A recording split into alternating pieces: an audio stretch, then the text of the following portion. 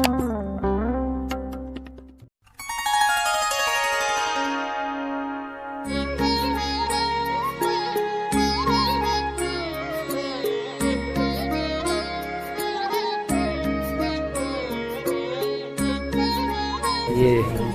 नंद भवन है जिसको 84 खम्बा भी कहते हैं, जहाँ पर वासुदेव भगवान को मथुरा से लेके आए थे और यशोदा माँ के साथ में रख दिया था। ऐसा बोला जाता है कि मथुरा में भगवान चतुर्भुज में पैदा हुए, अवतीर्ण हुए और यशोदा माँ के पास में भी भगवान द्विभुज में हुए कृष्ण रूप में, और यहाँ पर आकर वो कृष्ण इस कृष्ण से मिल गए। वसुदेव ने योग माया को यहाँ से उठाया और कृष्ण के पास ले गए। आनंदो मंग भयो जय हो नंदलाल के, नंद करा नंद भयो जय कन्हैया लाल के, ब्रज में आनंद भयो जय कन्हैया लाल के, हाथी घोड़ा पालकी जय कन्हैया लाल की,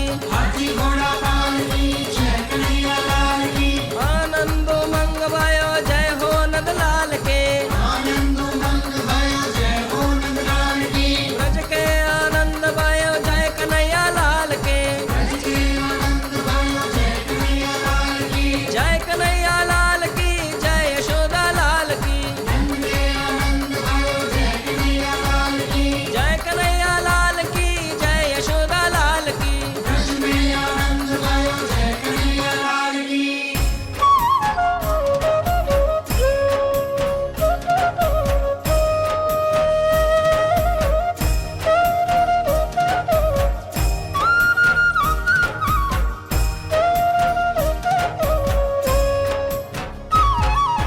आनंदो मंग भयो जय हो नंद लाल की। ये उखल बंधन बिहारी हैं और यहाँ पीछे इस जगह पे आप देखेंगे कि वो उखल आज भी पड़ी है।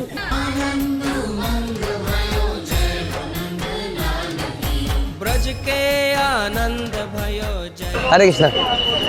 तो आपने देखा 84 खम्बे को, तो 84 खम्बा भगवान की जन्मस्थली है, जहाँ पर या ये कहिए कि जहाँ पर वसुदेव जो है भगवान को मथुरा से जब कंस के कारागार से निकाल कर गोकुल में लाए, तो ये नंद का भवन है।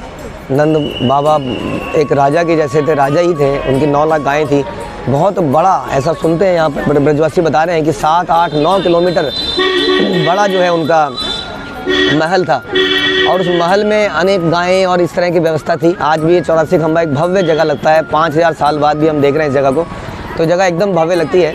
और यहाँ पर सुंदर बलराम जी बड़े विग्रह दिखते हैं, नंद बाबा और यशोदा माँ दिखती हैं, और साथ में आगे छोटे से लड्डू गोपाल दिखते हैं।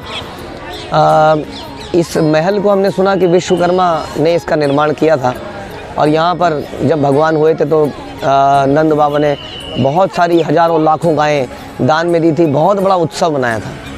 तो ये कृपा है भगवान की कि ऐसी ये जगह आज भी है जो हमारे अंदर वो भाव पैदा करती हैं कि क्या कहाँ पर भगवान ने अपना बचपन बिताया। और उसके बाद में हमने साथ में हमने ओखल बंधन भी देखा। ये ओखल बंधन वही लीला है, दामोदर लीला, जो इस कार्तिक मंथ में हम लोग पूरे महीने इसका चर्चा करते हैं, दामोदर अष्टकम को गाते हैं, और केवल ये प्रार्थना करते हैं कि हमारे हृदय में न तो कोई मोक्ष की इच्छा है, न कोई भौतिक इच्छा है, केवल एकमात्र इच्छा हमारे हृदय में हो कि हम भगवान को अब प्रेम प्राप्त कर सकें और भगवान की सेवा कर सकें। और भगवान भी ये दिखाते हैं कि मैं भी उस प्रेम का ही भूखा हूँ, क्योंकि उस प्रेम से ही वो बनते हैं। वो योगियों की तपस्या से, किसी के ज्ञान से नहीं आकृष्ट होते हैं, बल्कि हमारी सरलता और हमारी तपस्या, मृदुलता, जो वैष्णव के गुण हैं, उससे भगवान अट्रैक्ट होते हैं। इस दामोदर लीला में भगवान दिखाते हैं, और दिखाते हैं कि आपको भगवान को प्राप्त करने के लिए प्रयास करना पड़ेगा, तभी भगवान की कृपा होगी। इसी प्रकार से 2 उंगली छोटी वो जो रस्सी होती है जो भगवान के उदर को बांधती है, वो रस्सी हमें यही सिखाती है कि हमारा प्रयास और भगवान की कृपा। तो ये वही जगह है ओखल बंधन, जहाँ पर हमने दर्शन किए और दीपदान किया। हरे कृष्ण।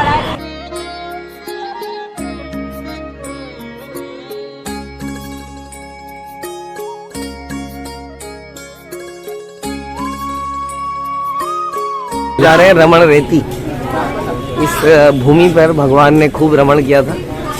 तो ये ज़मीन को ऐसे प्रोटेक्ट किया गया है, बालू, जहाँ पर भक्त लोग लोटपोट होते हैं। भगवान की जो है चरणों की रज इस ज़मीन पर बिखरी हुई है, तो भक्त लोग उसको अपने सर पे लेते हैं। साथ ही बहुत सारे भक्तों की, तो भक्ति में 3 महाबल जैसे हम कहते हैं, भक्त का उच्छिष्ट, भक्त की पदजल और भक्त का चरणों की रज, उसको यहाँ पर हम ले सकते हैं। इस जगह में और भी बहुत कुछ हुआ था, पहले इसके दर्शन करते हैं। हरे कृष्ण।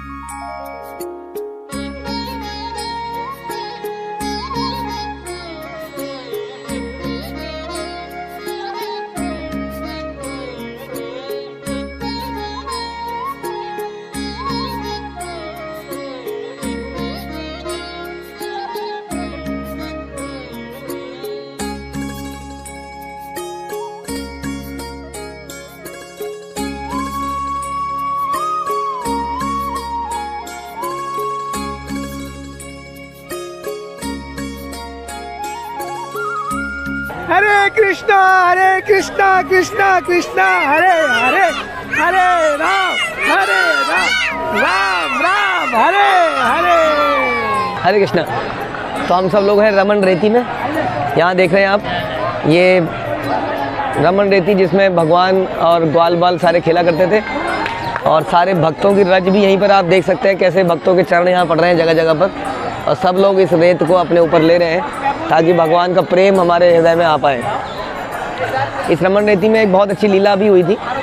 हमने 2 लीलाएं बल्कि हमने ऐसा सुना कि सनातन गोस्वामी जब यहाँ पर आते हैं तो उन्हें एक ग्वाल बाल दिखता है बच्चों के साथ खेलता हुआ, वो उससे इतना अट्रैक्ट हो जाते हैं कि उस ग्वाल बाल के पीछे पीछे पड़ जाते हैं। वो ग्वाल बाल सबके साथ खेलता है, लेकिन सनातन गोस्वामी की नज़र उसी के ऊपर होती है, और धीरे धीरे धीरे धीरे सनातन गोस्वामी उसके पीछे पीछे जाते हैं उस ग्वाल बाल के। शाम को सब खेलने के बाद अपने अपने घर चले जाते हैं, वो ग्वाल बाल भी अपने घर जाने लगता है, और सनातन गोस्वामी उसके पीछे पीछे जाते हैं कि वो जाता कहाँ है, और उससे बहुत मोहित हो जाते हैं। उन्हें लगता है ज़रूर ये व्यक्ति कोई और नहीं है, कृष्ण ही है। तो जाते जाते वो आगे एक मदन गोपाल मंदिर के अंदर प्रविष्ट हो जाता है, और जैसे ही सनातन गोस्वामी अंदर जाते हैं तो हैरान हो जाते हैं कि बच्चा था ही नहीं वहाँ पर। तो उनको बिल्कुल इस बात का प्रूव हो जाता है कि मदन गोपाल और कोई नहीं, साक्षात कृष्ण है, जो इस रमन रेती में ग्वाल बालों के साथ खेलने के लिए आज भी आते हैं। और उसके बाद ये चमत्कार होता है कि बाद में परशुराम चौबे उसी मदन गोपाल को सनातन गोस्वामी को भेंट स्वरूप देता है, जिसका नाम वो बाद में मदन मोहन रखते हैं, और मदन मोहन टेम्पल का वृंदावन में निर्माण करते हैं। इसके अलावा एक लीला हम और सुनते हैं दुर्वासा मुनि की, कि दुर्वासा मुनि इस जगह पर आए और उन्होंने अचानक से एक छोटे से नंगे बालक को देखा।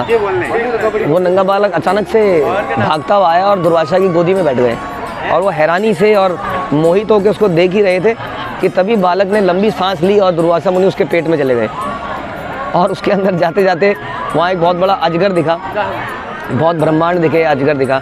तो अजगर जो है इनको निकल गया। ऐसा बताते हैं ये अजगर संकर्षण थे, संकर्षण।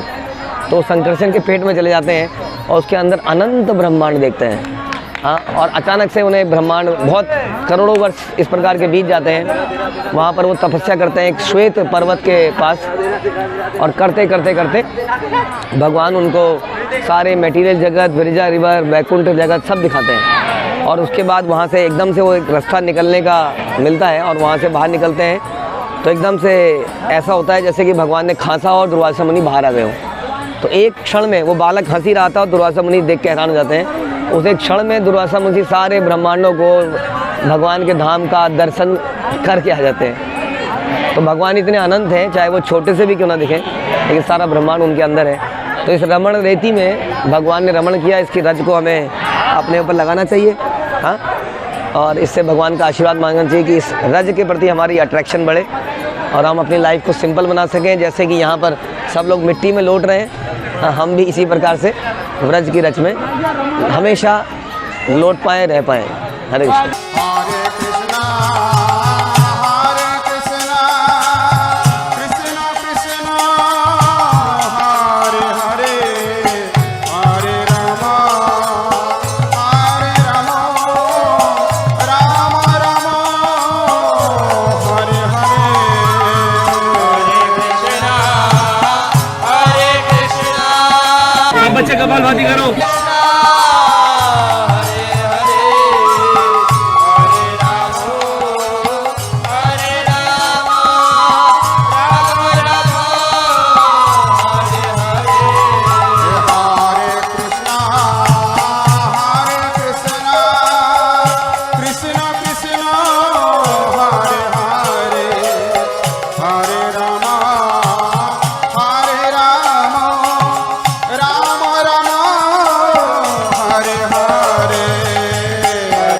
चंद्रावली मंदिर राधा रानी की प्रमुख कृष्ण की प्रमुख सखियों में एक ग्रुप था राधा रानी का और एक ग्रुप था चंद्रावली का। इन दोनों में आपस में हमेशा कंपटीशन लगा रहता था, स्पिरिचुअल कंपटीशन, जो कृष्ण को आनंद देता था।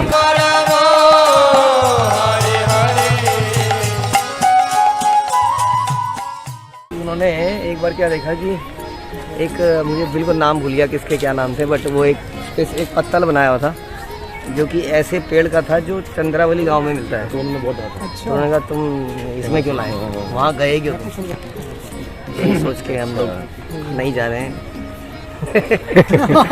पता नहीं यात्रा गई कि नहीं, मुझे नहीं पता, लेकिन जाने से ज़्यादा बड़ा खतरा होता है, ना जाने से इतना बड़ा नहीं है। ना जाने में तो बाद में भी जाया जा सकता है, लेकिन चले जाने पर तो गुरु परंपरा नाराज है हमारी। तो ये चंद्रावली का अलग वैकुंठ होगा कहीं? अरे नहीं भैया, क्या बात कर रहे हैं यार, वहाँ भी टीम होंगी ऐसी? वो लोग, हाँ टीम है, कंपटीशन है। कंपटीशन में तो रस है ना, कृष्ण को मजा आता है ना, दोनों लड़ती हैं जब। मुख्य दो ही हैं, चंद्रावली और मेरा ग्रुप है पूरा।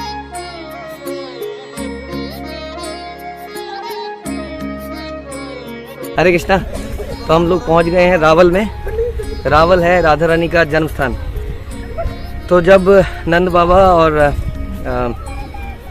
वृषभानु, इन दोनों के, इनको पुत्र की इच्छा थी, संतान की इच्छा थी, तो इन लोगों ने जमुना के किनारे आना सेलेक्ट किया कि जमुना जी की कृपा होगी। तो नंद बाबा उस वक्त गोकुल के पास में आ गए और वृषभानु आ गए रावल में। तो इस तरह से यहाँ वो एक दिन सवेरे मॉर्निंग में यमुना में स्तुति कर रहे थे, याद कर रहे थे, स्नान करने के बाद भगवान को याद कर रहे थे। तो अचानक से वो क्या देखते हैं कि एक बहुत बड़ा प्रकाश का पुंज, ऐसा कहते हैं जिसमें लाखों करोड़ों सूर्यों के जैसी रोशनी हो, इस प्रकार की उन्हें रोशनी दिखती है वहाँ पर। और तभी वो क्या देखते हैं, एक कमल आ रहा है, एक सुंदर कमल, और उस कमल के कुछ जैसे वो देखते हैं तो उस कमल के अंदर को उनका एक बालिका दिखती है। हाँ, और वो बालिका को देख के हैरान हो जाते हैं। और तभी ब्रह्मा जी वहाँ पे आते हैं और ब्रह्मा जी आके बोलते हैं कि वृषभानु, तुम और कीर्तिदा मतलब राधा रानी की मदर, पिछले जन्म में आपने तपस्या करी थी भगवान की, मतलब भगवान उसको पुत्री के रूप में प्राप्त करने की, भगवान की शक्ति को। तो इस जन्म में आपको ये राधा रानी, जो भगवान की साक्षात लादनी शक्ति हैं, ये मिली हैं उपहार के स्वरूप में। इनका बहुत अच्छे से ध्यान रखिए, इनकी केयर कीजिए। ये संसार की समझ लीजिए स्वयं एक तरह से भगवान ही हो गई, भगवान की शक्ति है। तो वो उनको घर में ले जाते हैं और कीर्तिदा उसको देख के बड़ी प्रसन्न हो जाती है और वहाँ पे काफ़ी उत्सव सा मनने लगता है। लेकिन अचानक से वो नोटिस करते हैं कि बच्चा ना तो बोल रहा है ना सुन रहा है, तो उनको लगता है शायद ये गूंगा बहरा हुआ है। तो बड़े उदास हो जाते हैं। तभी वहाँ पे नारद मुनि आते हैं और नारद मुनि जो है आके फिर बताते हैं कि ऐसा कुछ नहीं है, आप इसका पूरा सेलिब्रेशन कीजिए। सारी कहानी बताते हैं कि ये एक असाधारण बच्चा है आपके पास, बिल्कुल भी ऐसा मत सोचिए। तो इस प्रकार से उत्सव की तैयारी करी जाती है, सबको बुलाया जाता है। तो वो अपने मित्र नंद बाबा को भी बुलाते हैं। तो नंद बाबा उत्सव में आते हैं और धूमधाम से उत्सव मनाया जा रहा था। तो कृष्ण जो है क्रॉल करके पैरों पे चलते चलते वो पहुंचते हैं राधा रानी के कमरे में। और जैसी राधा रानी उनको आने का आभास करती हैं, वो तुरंत अपनी आंखें खोलती हैं और जोर जोर से रोने लगती हैं। तो वहीं राधा रानी का ऐसे बताते हैं, प्रण था कि इस संसार में वो किसी और को देखेंगी नहीं कृष्ण के अलावा। तो वहीं पर आज हम पहुंच गए हैं रावल में। बाद में जब नंद बाबा गोकुल से नंदग्राम चले जाते हैं तो ये रावल से बरसाना चले जाते हैं। तो इस प्रकार से हमारे जीवन का भी राधा रानी के, क्योंकि हम अनुगत हैं, गोपीर भरतुर पद कमले और दास दास दासानुदास, तो हमारे जीवन में भी एकमात्र लक्ष्य कृष्ण होना चाहिए और किसी चीज़ को देखना भी नहीं चाहिए। हरे कृष्ण।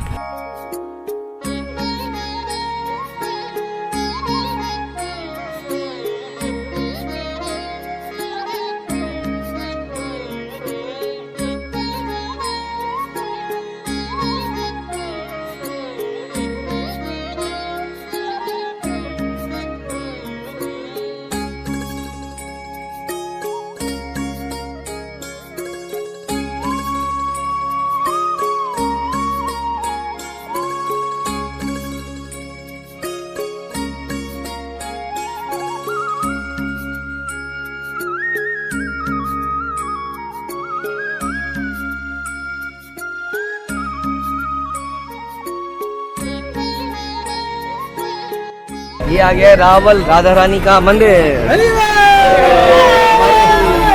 जीवन में जो है हम लोग राधा रानी की ही वर्शिप करने के लिए एस्पायर करते हैं और उन्हीं के अनुगतों की सेवा करना चाहते हैं।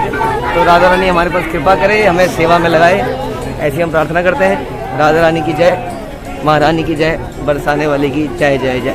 महारानी की जय, महारानी की जय।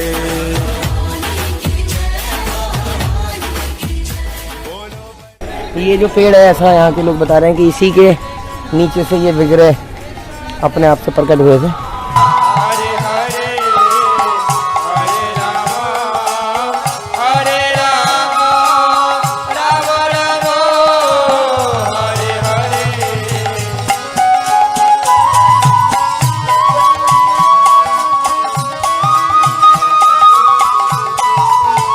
हरि बोल।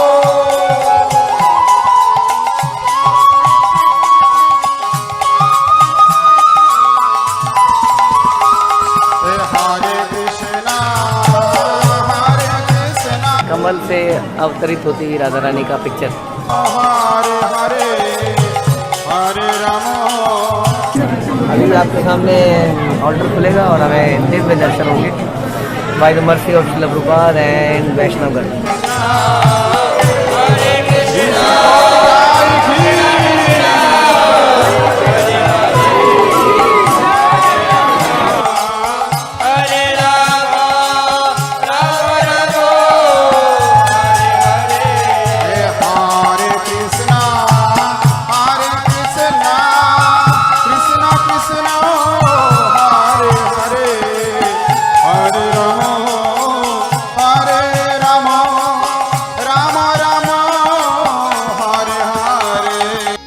गाजियाबाद जबकि निकटस्थ है, बहुत दूर नहीं है, लेकिन क्या होता है शहरीकरण में शहर के लोग किसका नौकरी होता है, किसका दुकान होता है और कहीं भी रेस्पॉन्स होते हैं, लेकिन इतनी बुद्धिमान प्रभु जी हैं।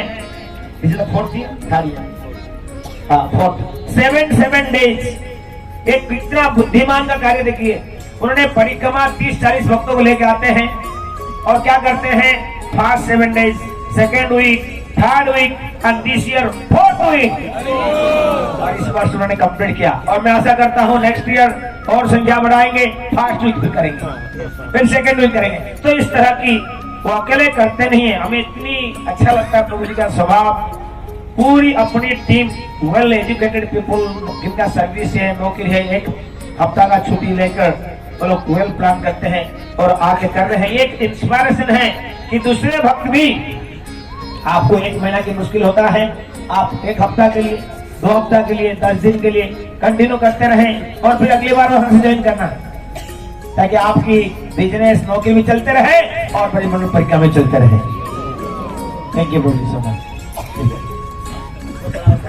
क्या है? हरे कृष्ण। तो पहले मैं कुछ अपनी रियलाइजेशन कहना चाहूँगा इस यात्रा से। तो मैनेजमेंट के लिए बहुत सारी हृदय में उद्गार है। तो यात्रा में हम सुनते हैं लेक्चर्स में कि जगन्नाथपुरी का प्रसाद और मायापुर का हरिनाम और व्रज की रज, लेकिन हम लोग आते थे व्रज में और होटलों में रहते थे जहाँ पे रज दूर दूर से टच नहीं हो सकती है। मार्बल में और एसी कमरे ढूंढ के हम लोग रहते हैं अक्सर, लेकिन रज टच इसी यात्रा में होती है और होनी बनती है और रज ही यहाँ पे सबसे इम्पोर्टेंट है। तो इतनी ऐसी जगहों पे हम आना भी चाहते थे कई बार, तो वृंदावन में या गोवर्धन के अलावा कहीं जाना बड़ा मुश्किल हो जाता है, क्योंकि कहीं पर होटल अरेंजमेंट है नहीं, तो रात को रुकना इम्पॉसिबल हो जाता है इतने सारे लोगों को ले जाके। तो इसी यात्रा के माध्यम से हम लोग इस 84 कोस के हर कोने में कहीं ना कहीं रह आए हैं। व्रज में रात बिताना कितना इम्पोर्टेंट माना जाता है, तो इस यात्रा की वजह से ही इस व्रज के हर कोने में हम कहीं पर रह पाए। इस पैदल चलने से बड़ी सारी रियलाइजेशन होती है। कई सारे लोग पूछते हैं इस यात्रा के दौरान, अरे कैसे भगवान वृंदावन में रहते हैं, गोवर्धन में गौचारण करने जाते हैं, फिर काम्य वन में पहुंच जाते हैं। हाँ, तो ये हमें कार में तो हम झट एक जगह दूसरी जगह पहुंच जाते हैं, कभी रियलाइजेशन नहीं होता इस बातों का कि कैसे भगवान इधर से उधर चलते होंगे, कैसे जाते होंगे। तो सारी रियलाइजेशन इसमें होती है। खास तौर पे अच्छा लगता है था, हालांकि इस बार इस 7 दिनों में हमने थोड़ा सा मिस किया कि मॉर्निंग वॉक करते समय किसी खेत में बैठ के जो लेक्चर होते थे वो बहुत अच्छे लगते हैं। वो लगते हैं इस बार भी हुए होंगे, हमारे दौरान नहीं हो पाए। तो मॉर्निंग में लगभग 7-8 बजे कहीं बैठ जाते हैं हम लोग और वहाँ पर कथा होती है, फिर बीच में प्रसाद होता है और मॉर्निंग में जो गांव में चलना एकदम सनराइज हो रहा होता है वो बहुत ही अच्छा लगता है। तो इस कभी हम जिंदगी में मुझे लगता है कि जितना हम इस महीने चल लेते हैं उसके बाद पूरे साल में हम चलते ही नहीं हैं, इसी महीने में पूरा साल का कोटा पूरा जाता है। तो ये बहुत सारी चीज़ें हैं। ऐसा लगता है कि अगर जैसे हम लोग बहुत लेक्चर सुनते हैं सिंप्लिसिटी के ऊपर, बोलते हैं भक्तों का एक गुण सरलता होता है, लेकिन जैसे मैं लेक्चर देता हूँ तो मुझे लगता है लेक्चर देते देते बोलने की आदत पड़ जाती है, लेकिन कभी उसको रियलाइज नहीं कर पाते कि सरलता किसको कहते हैं। इस यात्रा में आके सरलता समझ में आती है किसको कहते हैं, और वो जीवन में अपने आप ही आ जाती है, देख देख के आ जाती है। बिल्कुल जीवन में सोफिस्टिकेशन को हटाना है, अगर जैसे प्रभु जी बता रहे थे ऐश्वर्य को, तो ये यात्रा बिल्कुल जरूरी है। भगवान व्रज में इस मूड में रहते थे कि नंद बाबा की चप्पल को सर पे लेते थे, और कहीं ना कहीं हमारे खास तौर पे शहरी लोग जब आते हैं तो व्रज का मूड ही बदल के रख दिया टोटली। लेकिन ये यात्रा हमें फिर से उसको याद दिलाती है कि व्रज में आना है तो किस भाव से आना है। तो उसके बाद में मैनेजमेंट के प्रति तो क्या बताएं, मतलब बहुत सारी चीज़ें हैं। हम लोग जब 100, 150, 200 लोगों की यात्रा करते हैं तो बहुत सर में दर्द हो जाता है, क्या क्या करना पड़ता है। लेकिन ऐसी जगहों में जहाँ पे बिजली का कोई अरेंजमेंट नहीं है, टॉयलेट्स का अरेंजमेंट करना, बिजली का अरेंजमेंट करना, सिक्योरिटी का अरेंजमेंट करना, सन्यासी से डीलिंग करना, उनको बुलाना, ब्रजवासियों से डीलिंग करना। ब्रजवासी हमारी गलतियों की वजह से नाराज जाते हैं और प्रभु जी लोग उनको शांत करते हैं, तो हमारे पर कृपा करते हैं ताकि हमारे को अपराध न लगे। तो इस प्रकार से न जाने कितने काउंटलेस काम हैं जो मैनेजमेंट में हमें दिखते नहीं है, और हम ये यात्रा कर पाते हैं इसी वजह से कि कुछ लोग दिन रात अपनी पूरी करके इसमें पूरा करते हैं, और हमसे बहुत सारी गलतियां फिर भी हो जाती हैं।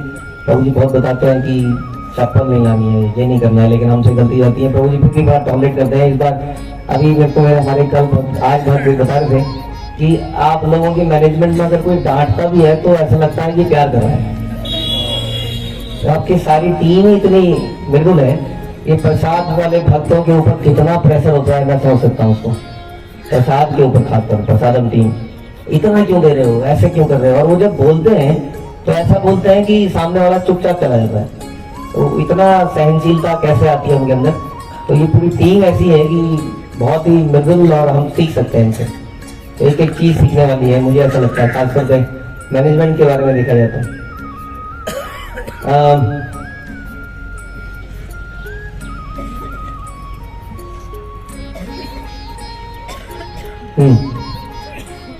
तो इतना सारा प्रसादन का अरेंजमेंट करना, उसको बांटना, उसको मंगाना, जैसे मैं बता रहा था, हम लोग अपनी यात्रा करते हैं तो बहुत सारी समस्या आती है और अक्सर बड़ी दिक्कत भी आती है। लेकिन मैंने कभी देखा नहीं यहाँ पर ऐसा होता हुआ कि प्रसादन में कुछ केओस हो गया, बहुत बड़ा प्रसादन लेट हो गया या ऐसा हो गया। तो मुझे ऐसा लगता है कि बहुत सारी चीज़ें ऐसी हैं जो पीछे से हो रही हैं जिसको हम देख नहीं पा रहे हैं और हम लोग केवल दर्शनों के लिए भाग जा रहे हैं। तो मैं भी ये भाव लेके आ पाऊँ कि इस चीज़ को समझूँ कि कैसे यात्रा में चलना है, कैसे गौर निताई को आगे जाना है, कैसे हमें प्रवचनों के लिए समय पर आना है, कैसे हमें सेवाओं के लिए वॉलंटियर करना है। तो प्रभु जी क्षमा मांगते हैं कि अभी तो हम अपनी बॉडी को ही एडजस्ट कर रहे हैं कुछ सालों से, कि हम पहुँचते पहुँचते गिरते पड़ते अंत में पहुँच पाते हैं। हम लोग जैसी अपनी थोड़ा ताकत जनरेट करेंगे, अगली बार से हम पूरी कोशिश करेंगे कि हम लोग सेवाओं में कुछ ना कुछ पार्टिसिपेट कर पाएँ, क्योंकि एक और मौका है 1 महीने या जितने भी दिन में यहाँ भक्तों की सेवा करने का। तो यहाँ पर बहुत ही मुझे लगता है कि भक्तों को देख के पता नहीं चलता है कि उनका असली क्या डीपनेस है। जो भक्त जितना मृदुल है वही भक्त उतना महान है, यही असली बात लगती है। और इसलिए उनकी महानता दिखती नहीं है। उनकी महानता इसी में है कि उनकी महानता दिखती नहीं है, क्योंकि वो अपनी महानता को छुपाए रखते हैं। तो ऐसे ही हैं हमारे भक्त, जैसे लोग बता रहे थे प्रभु जी, बड़ी इतनी मैनेजमेंट के साथ साथ हम उन्हें बहुत तंग करते हैं। प्रभु जी हम कल आ रहे हैं, हम परसों आ रहे हैं, इतने टेंट चाहिए होंगे, ये चाहिए होंगे। इतने सबके बावजूद जो हमें सुनते हैं, तो आपका बहुत बहुत धन्यवाद। आप ही की वजह से हम ये भाव ला पा रहे हैं और यात्रा कर पा रहे हैं। Thank you Prabhu ji so much.